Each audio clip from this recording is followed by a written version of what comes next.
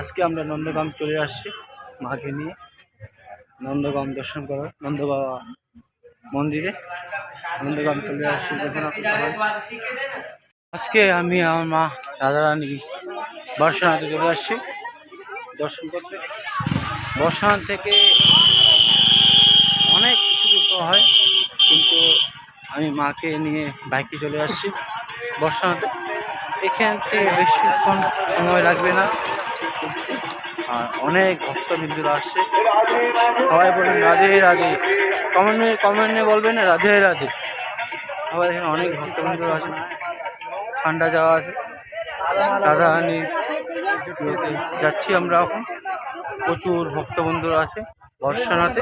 বর্ষানাতে রাধারানীর জন্ম হয়েছে,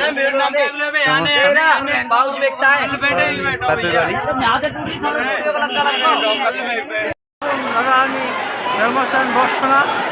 আমরা রাধারানী মন্দির চলে আসছি। এই বর্ষানাথের ভক্তবিন্দুরা হাজার হাজার ভক্তবিন্দু আছে। সবাই বলেন রাধে রাধে রাধে রাধে।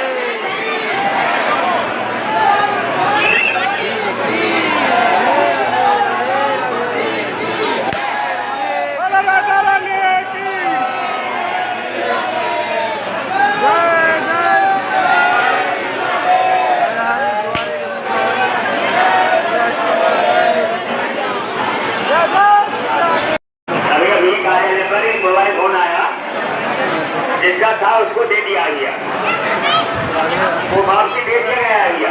जिसका बहुत चलिए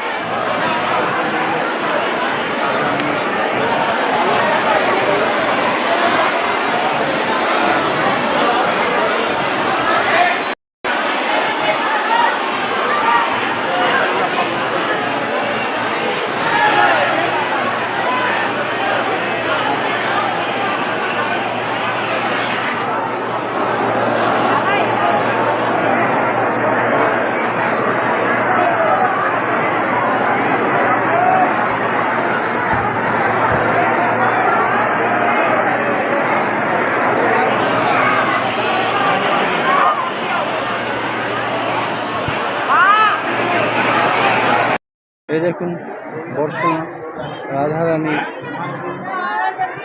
জন্মস্থান, রাধারানীর জন্মস্থান বর্ষানাথে। আমি দেখাচ্ছি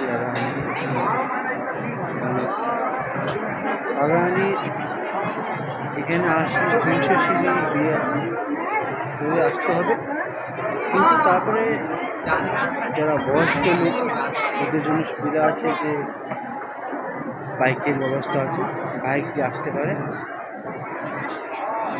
দেখুন নাল দেখাচ্ছে, দেখুন রাধারানী ভক্তে রাধারানী বর্ষানাথে চলে আসছে।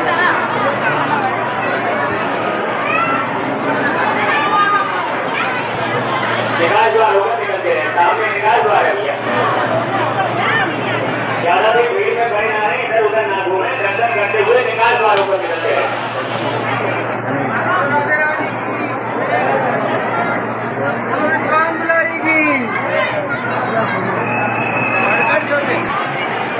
ভক্তরা উঠছে রাধারানী দুয়ারের জন্য।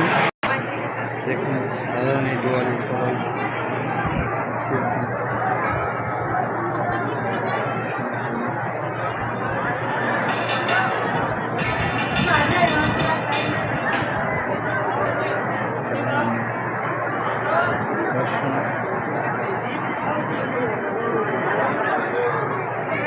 এখানে আশা ভালো, স্বর্গে আসা, এখানে আসা স্বর্গ লাভ করা। ভগবান শ্রীকৃষ্ণ রাধারানীর কৃপা হলে আসা যায় এখানে।